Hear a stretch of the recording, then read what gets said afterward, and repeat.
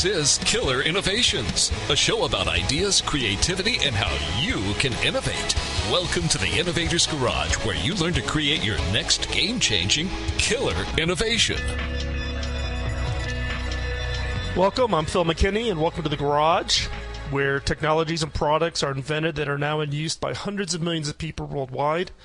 At the Killer Innovation Show, we're all about ideas, creativity, and innovations, and encouraging you to take the risk and change the world with those ideas that you've got rattling around on your notebooks or in the back of your mind.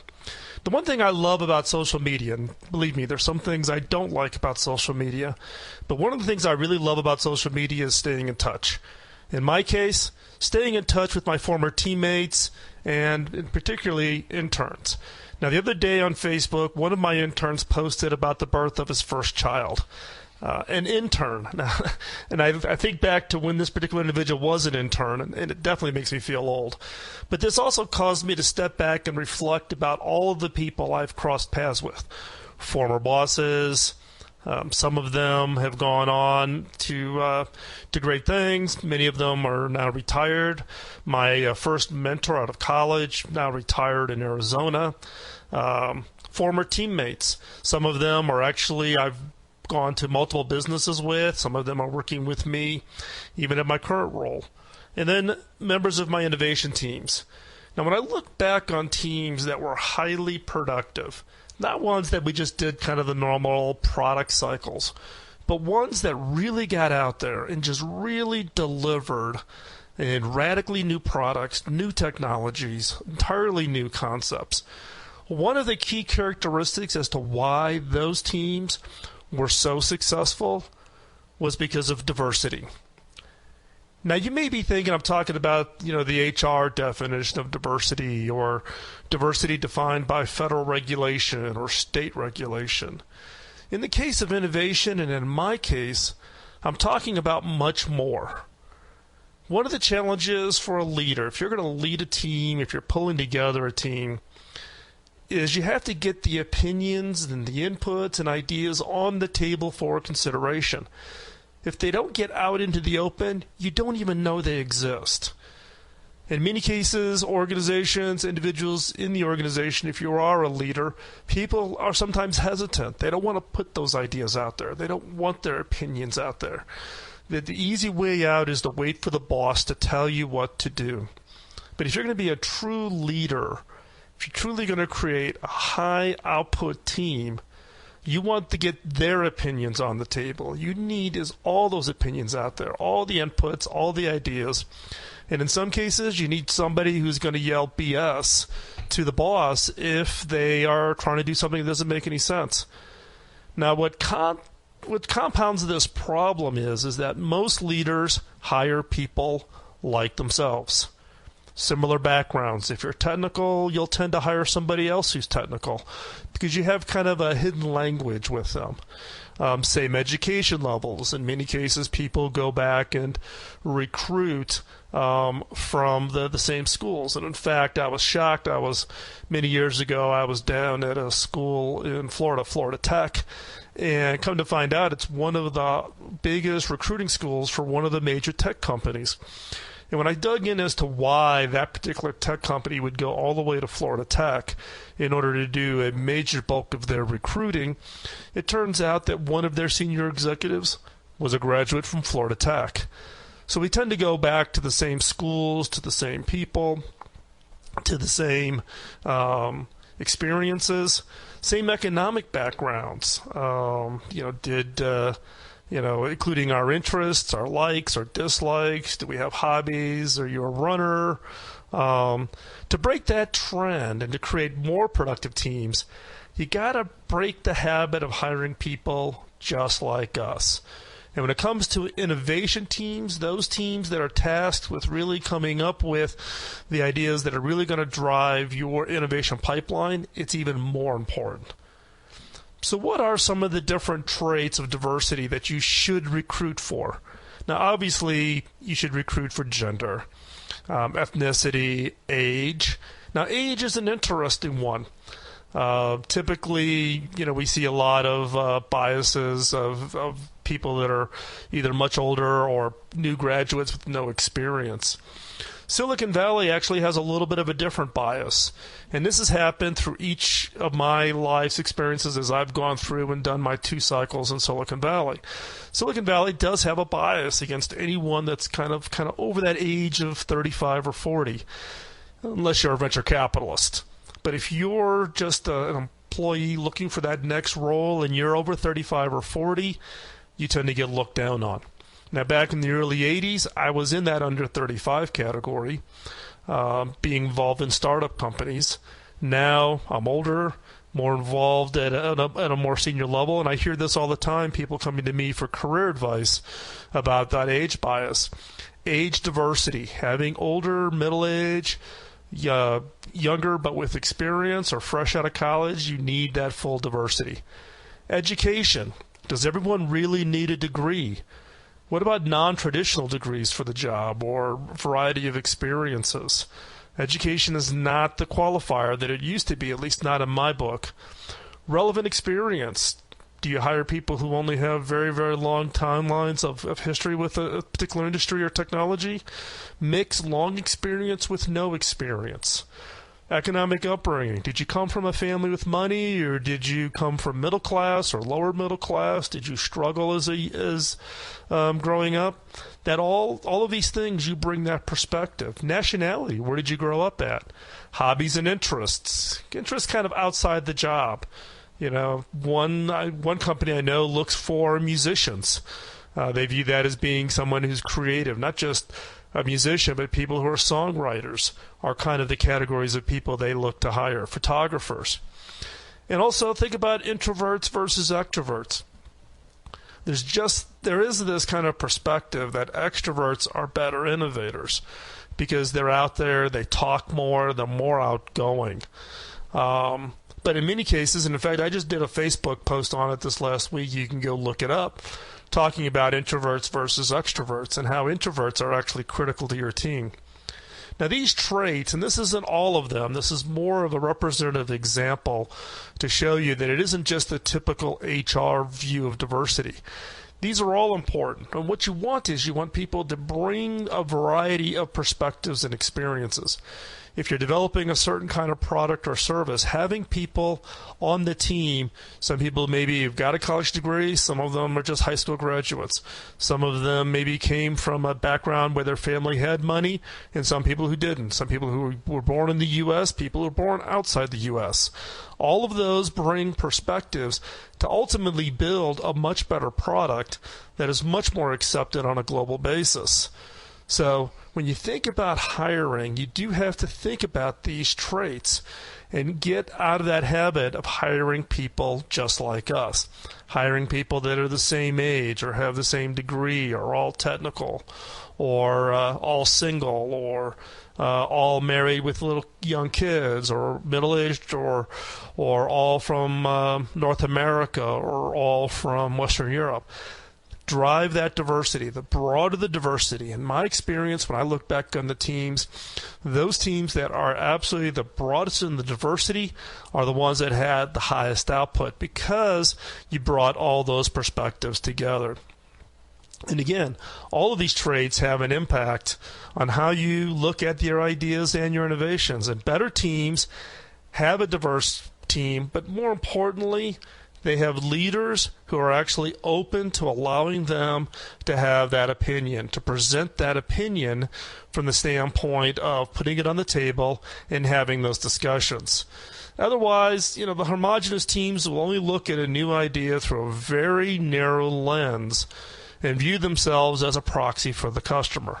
And as I've said multiple times, we are not a good proxy for our customers. We think we are. We think we understand it. But in many cases, we are just too close. And that's why in some cases, some of the people on your innovation team should not maybe even be inside your company. For Roche Diagnostics, which makes testing equipment for people with diabetes, I was on their innovation team. I don't have diabetes, and I never worked for Roche. but they were looking for that outside perspective. So think about it from that perspective, where you may actually bring people from the outside. And so if you're looking for more about this and more about ideas and creativity and innovation, then let's get connected. Why don't you go ahead and text the word innovate to 33444. If you're outside the U.S., send an email to innovate@killerinnovations.com.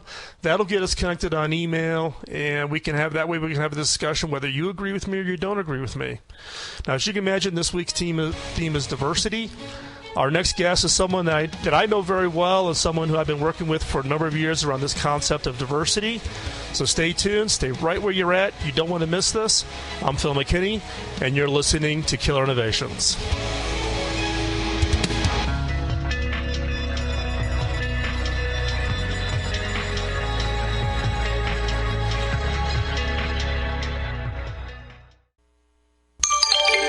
Biz Talk Radio.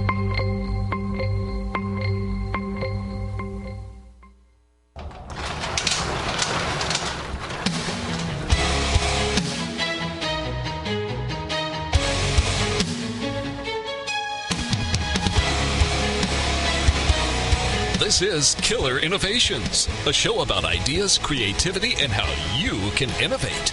Welcome to the Innovator's Garage, where you learn to create your next game-changing killer innovation.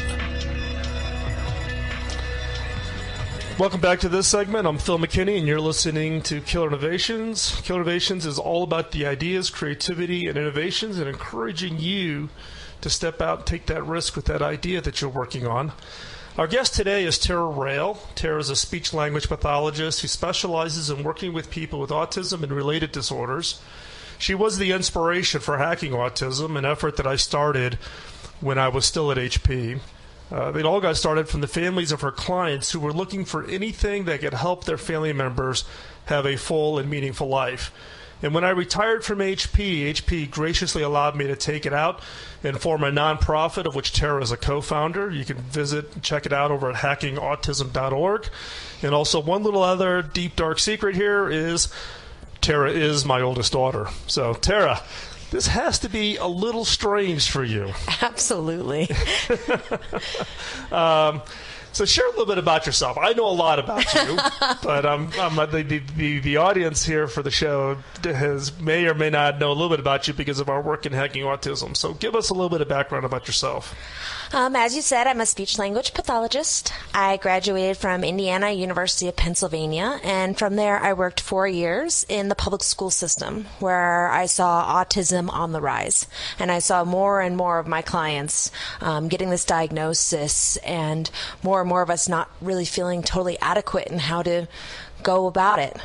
So I started stealing tech from your house to try with my clients. And you were also stealing tech from HP. Yes. Borrowing anything labs would loan me. And I really saw my clients responding really positively to it. So after 4 years in the public school, I actually transitioned to a private clinic working specifically with some of the needs that clients with autism have, typically more on what's considered the high functioning side of the spectrum. And did that for a few years and then decided I had my own ideas and I wanted to give them a try. So I opened up my private practice, and that's what I do now.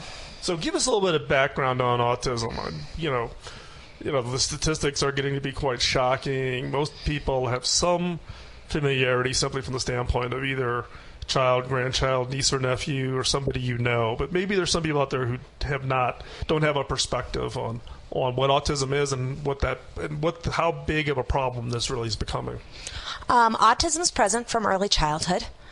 We typically see symptoms appearing before the age of 3 years old. It's characterized by rigid and repetitive behaviors, but also individuals having difficulty with communication, forming relationships, abstract concepts, and perspective taking, which is understanding the thoughts and feelings of others. Right now, we're at 1 in 68 children born in America today have some form of autism or are on the spectrum. So that's about 3.5 million Americans today have autism.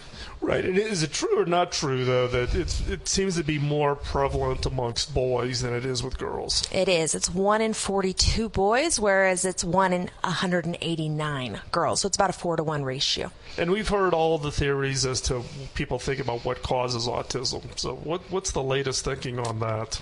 You know, there's so many different thought processes there and ways people lean, and really there's no consensus out there yet. They've done a ton of research. They do see some forms, they're leaning towards genetic links. Others, they're learning to environmental pieces that trigger a genetic piece that's already there. There's really no consensus, and it's a heated debate out there. So you call it an autism spectrum disorder. So what does it mean when you say a spectrum?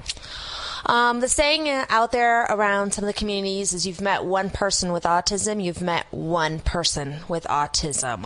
Just as you and I or anybody else are unique individuals, it's the same with people on the autism spectrum. We get everything from individuals who are nonverbal, who have impaired intellectual abilities, to people who are savants with exceedingly shocking intellectual abilities, who may or may not be verbal or non-verbal. So it's really a spectrum because each individual who has autism is dealing with different pieces of that diagnosis and different pieces, different abilities and disabilities involved in it. So in this case, you and I gave a speech, I don't know what it was, 3 or 4 years ago, at the American Society of Diversity Hiring in Atlanta, where we kind of introduced this whole concept of hiring for neurodiversity. So tell us a little bit about kind of your thoughts on the background on this concept of neurodiversity. Looking right now, as I said earlier, about 3.5 million Americans right now are on the spectrum in some way. We have a lot of these individuals in the workplace or wanting to be in the workplace, who have the abilities to be in the workplace. We have a lot of kids coming up through the education system who are going to graduate, and a lot of them want to be an active member of society. But if we actually look at the statistics out there when it comes to employment, only 34% of those on the spectrum are employed, and 1 in 5 of those are only full-time. The average income for them are $8.10 an hour, which is actually much lower than other disability comparison groups. Right, and the concept here on the whole neurodiversity is the fact, as I talked in segment 1 of the show today, about hiring for diversity. I would argue that you also need to look at thought patterns and how people think from the standpoint of adding another diversity layer to your hiring process. Some people are linear thinkers, some of them are spatial thinkers, some of them are what I would call connection thinkers. They can keep in their head these random dots and connect it. Now, in the case of the autism spectrum, they refer to us as neurotypicals, which I always think is a strange term. And they're not typical. And if you're looking to kickstart your innovation team and your creativity, it is about hiring those people that do think differently. Absolutely. The nice thing that they can absolutely bring to the table is that a lot of people, I would even argue sometimes the majority of individuals on the spectrum, are visual thinkers, and even if they don't have something visually in front of them, they're visually thinking in their head and visually picturing things. So for a lot of us, somebody will say a word and we can see the word in our head. They'll see the picture in their head and they can rotate it and they can replay things in their head that they've seen visually before, which drives their teachers in school crazy because they're bored, so they're replaying their favorite video game in their head. But when it comes to the office place, they can replay exactly how a test went and be able to figure out the problem then, because they can hyper-focus on those important details and where their smarts lie. Yeah, and I think that's important because those kinds of thought patterns and those ability to get those people in to be part of your team is critically important. So, Tara, when we get back, what I'd like for you to do is to share maybe 3 lessons from organizations when you think about hiring for neurodiversity that you found out from companies and others from the standpoint of hiring these kinds of people. Are you open to being the teacher then? I'll give it a whirl. Great. I'll be posting links to everything we talked about in the show notes at killerinnovations.com, so go check it out. Also, if you want to get connected, text the word innovate to 33444 or send an email to innovate@killerinnovations.com. KillerInnovations.com. You do not want to miss the next segment where we talk about those things that you can do to actually hire people in on the autism spectrum, and they can have a big positive impact on your organization. Stay right there. I'm Phil McKinney, and you're listening to Killer Innovations.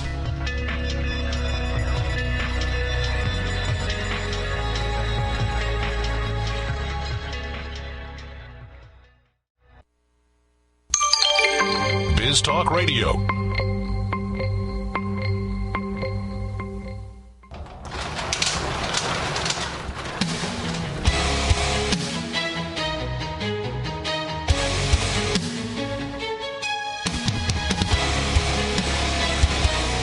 This is Killer Innovations, a show about ideas, creativity, and how you can innovate.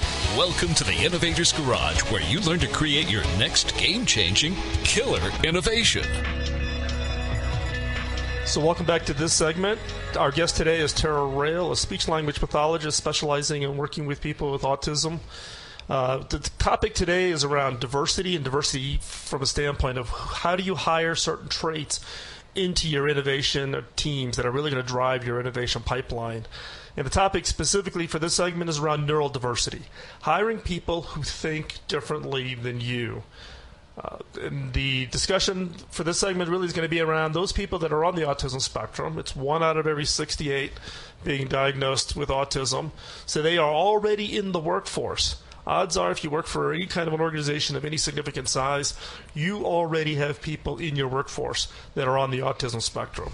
And the key here is to leverage them. Take advantage of the fact that they see everything differently. They look at your problems, your opportunities, your potential innovations, and they see everything differently. So, Tara, as we stated, we closed out the last segment, you were going to give us those 3 lessons that I've learned from organizations that have hired people on the autism spectrum. So, are you ready? Ready. Ready. Good. Give us number 1. Number 1 is what I like to call phone a friend. If you have no experience with individuals on the autism spectrum, someone you know does. As you said, 1 in 68 are diagnosed currently. So either you're impacted or someone close to you has been impacted. So the first thing you need to do is really make sure that you understand autism. So go talk to a person with autism. Go to a local autism society meeting. If it's your niece, go over and spend an hour or 2 with her and talk to the families, talk to those who are supporting these individuals, and see what their life is like and what they do have to offer. So are there outside organizations that could also help that? I mean, I know I'm familiar with Specialist Stern, which actually helps companies think about the hiring process of bringing these kinds of people in, as far as training leaders to really think about this.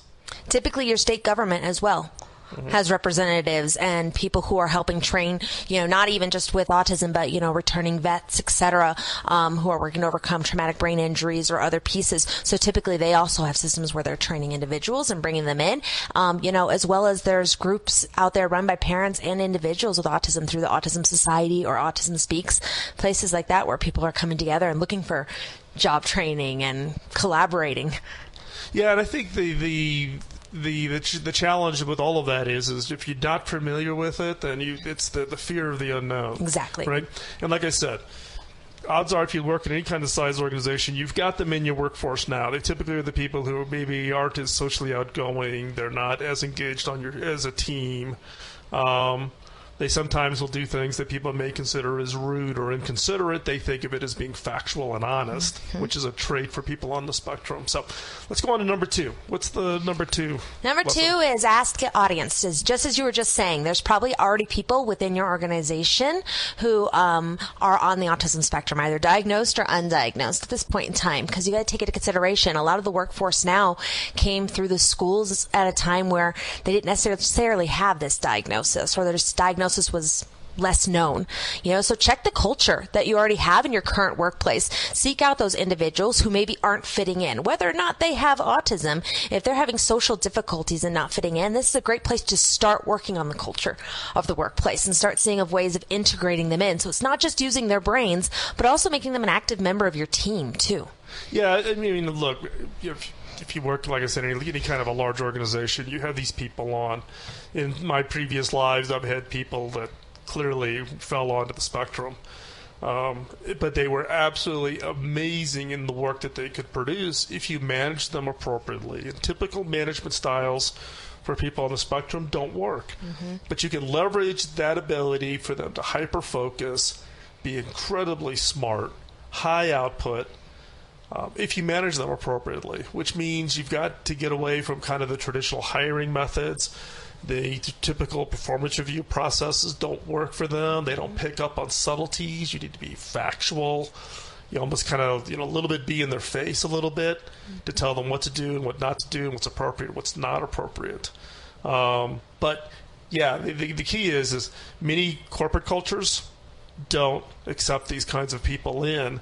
And in many cases, we bounce them out because we don't see them as a cultural fit because, quote, they're not a team player. Or they, maybe they're a little too candid than what's typically allowed. And in some cases, organizations do have to change. And do you think organizations can change effectively to support these people? Absolutely, but it has to be willing to change. And it can't just be one person high up who needs to make the change. They need to sell it hardcore so that the culture of the company as a whole can make this shift.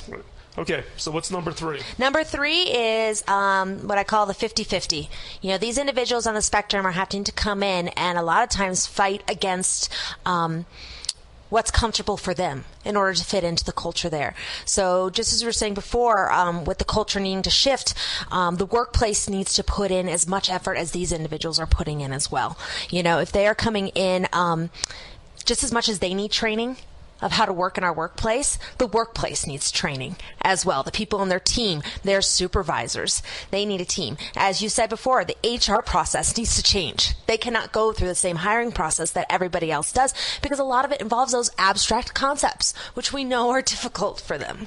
Yeah, so in case of the hiring, how should companies think about changing the hiring process to get these people in who could be hugely valuable for their innovation and creative work? A portfolio process where you can actually see what they can do, not necessarily what they can sit and impress you with sitting across a desk from you and using this abstract language to describe their abilities. Look at what their actual abilities are.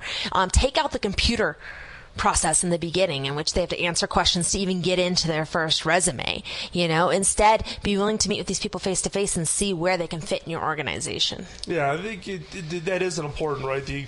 A lot of larger organizations have gone to this electronic screening method where we ask questions and, based on their answers, you kind of filter their resume to the top of the stack. But in many cases, people on the spectrum can't even get stuck, I guess is a better way to say it. They get stuck to the point where they can't answer the question and they give up and they just never submit. And we miss out on an opportunity for some people who could actually just be phenomenal for an organization.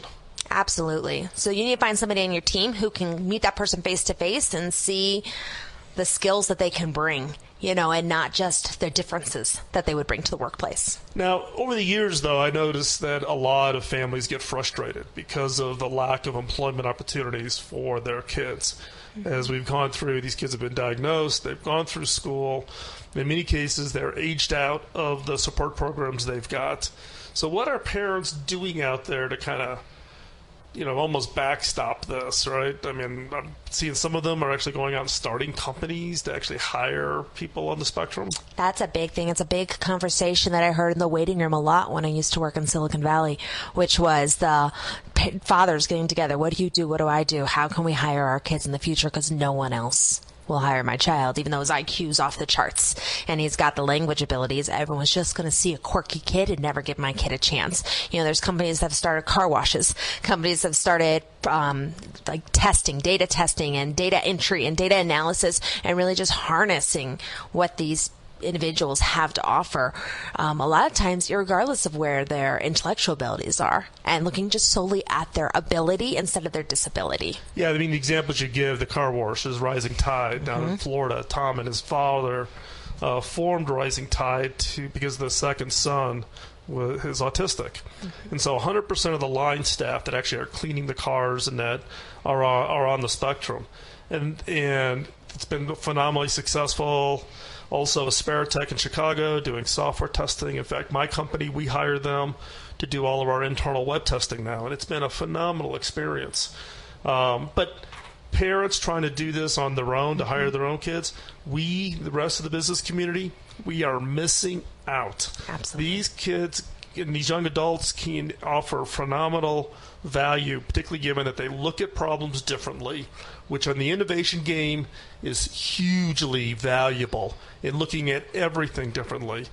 We need to get out of our shell, go out there and find them, leverage them, and look on how we can bring them in. So, hey, Tara, thanks a lot for coming in. I know this was this is a passionate thing for you and I with hackingautism.org, but I think it's hugely valuable from the standpoint of trying to raise awareness that there are these people that can join and be an effective member of any organization. So, if you want to follow what we're doing, you can check us out over at hackingautism.org. Also, if you want to connect via email with me, just text the word innovate to 33444. If you're outside the U.S., just drop an email to innovate@killerinnovations.com. And when we come back, I've got a brain hack for you, this week's killer question. So stay right there. I'm Phil McKinney, and this is Killer Innovations on the BizTalk Radio Network.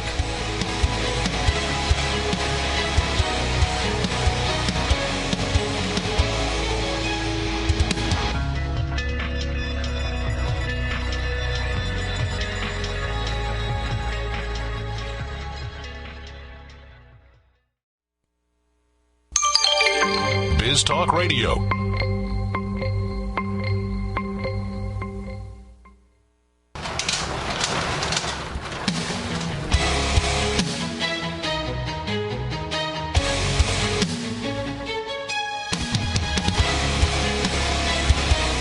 This is Killer Innovations, a show about ideas, creativity, and how you can innovate. Welcome to the Innovator's Garage, where you learn to create your next game-changing killer innovation. So how are you doing with this week's creative muscle exercise? My objective is to give you challenges each week that will cause you to exercise your creativity. So get out your Moleskine or whatever it is you capture ideas, your Evernote, napkins, whatever it is, and carry it with you. As each week goes by, it becomes easier just to capture all those ideas. Look for things that frustrate you, that frustrate others, but get in the habit of writing them down. So as I've said in the past, questions are a mind hack. Your brain cannot stop from answering it. So what's the mind hack for this week? This week's killer question is, what is surprisingly inconvenient about my product? What is surprisingly inconvenient about my product? Now, the designers and engineers who worked at HP faced many challenges in getting their ideas signed off. It's a long process to get from an idea to a prototype, if you can imagine an organization that big. But before any product can hit the market, it always faced one final test. I would take the product home, give it to my wife, and say, tell me what you think. Now, my wife is extremely smart. She's a nurse by training, very focused, but she is emphatically not a techie. She doesn't care how a gadget works. She just wants it to work. Now, her lack of specialized knowledge has been hugely valuable for me over the years. If I'm testing new products, I can troubleshoot it. I can pretty much figure out what the problem is. On the other hand, if my wife can't get her product to work, the first thing she does is call me up and yell at me, which is great incentive to get our products, when I was at HP, as flawless as possible, because I wanted to put myself out of the role of being the family CTO. Now, years ago, when we were relocating from our old house in Virginia to California, she was a little nervous about the drive. She was going to have to relocate her stained glass studio. She's also a stained glass artist. And she was nervous. Now, luckily, I had just been given the first working model for the latest GPS device that HP was about to go into production on. Now, this product, I'm going to think that this was like 2003, 2004. So I got the hold of this product. I gave her a quick lesson, and off she went. 3 days later, she calls me from the road, almost speechless with rage. Now, the GPS device looked great, had the latest hardware feature that anyone could want, the processor, the screen, the GPS systems. What it didn't have was accurate maps. Now, every time my wife searched for a rest stop, it came up empty. Now, when she finally made it out west, she met me for lunch at the cafeteria in the building, in the campus. And the head of the division that developed the product came up and asked her what she thought. Now, I'm sitting here giving this executive kind of the sign of don't ask, go away, don't ask. Guess what her response was?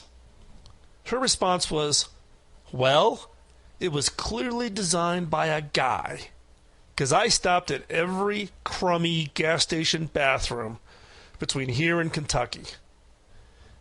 Now, the GPS was super fast, looked great, but it had completely missed the mark on why people buy GPS devices, which is based almost purely on the quality of the maps. Great hardware can't compensate for faulty software. Now, the GPS device failed the wife test, and it had failed my test too. It was sent back to the drawing board, and in fact, that product was killed. It was never shipped. Now, there are two ways to uncover these kinds of potential annoyances in how your new or existing products work. One is to observe your customers. Go out and actually watch them doing it. And the second is use the product yourself. Either way, you need to be fanatical about consistently improving the product and getting rid of the problems you uncover. Keep in mind that I've observed major differences between how men and women handle the issues. Guys typically will go and wrestle that device down and won't let the gadget win. The women typically give technology 3 chances. Tries the first time out, doesn't work, it's annoying. Second time out, really upset. Third time out, it's going back to the store. It's one of the reasons why I relied so heavily on the wife test. My wife is a zero-tolerance consumer. If you don't have a zero-tolerance consumer, you need to find one and embrace them. Have them test your products and give you the unvarnished truth about your products and its usefulness. So some additional questions are, how do you uncover what customers perceive to be inconvenient about your product? And are you aware of the inconveniences? 2, do you use your own product and service? Do you use it yourself? And then what's your version of the wife test? So this week's killer question is, what is surprisingly inconvenient about my product? So this week's exercise is go find 3 inconveniences. Man, I'm having a hard time with that word. Go find 3 inconveniences you were not aware of with your product or service. Then for each, brainstorm 5 ways on how to remove it. So you're looking for 15 ideas in total. So get your notebook out and exercise your creative muscle. Set aside 15 minutes a day. That's not much time, but it could have a huge impact on you and your career. Share your homework by sending to me at phil@killerinnovations.com, and I'll share the best ideas on the show. If you mark it private, I won't share it, but I will reply, and I reply to every email that comes in. And don't think that you only have the 1 week. If you're listening to this podcast after the broadcast date, go ahead. Send it in. Let's see, as we close out this week's show, I want to continue to make you aware of, I'm giving away a 2-hour audio course I created years ago called How to Create Killer Innovations, giving it away for free. Just text the word innovate to 33444 or send an email to innovate@killerinnovations.com. While you're at it, go ahead and check out killerinnovations.com.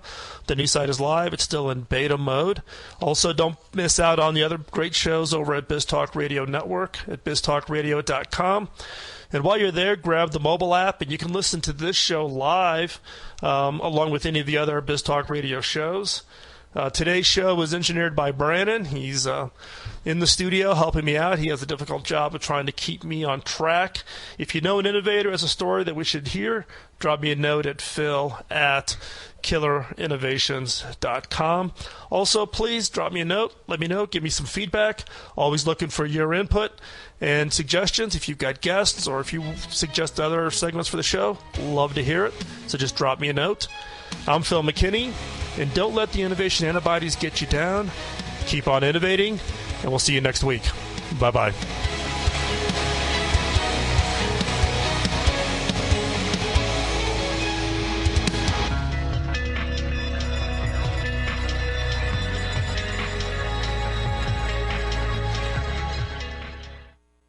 The opinions you hear on Biz Talk Radio are those of the hosts, callers, and guests, and do not necessarily reflect those of this station, Biz Talk Radio, its management, or advertisers. The information on Biz Talk Radio does not constitute a recommendation, offer, or solicitation to buy or sell any product or service. If you have any questions about Biz Talk Radio, contact us at 817-274-1609 or at biztalkradio.com.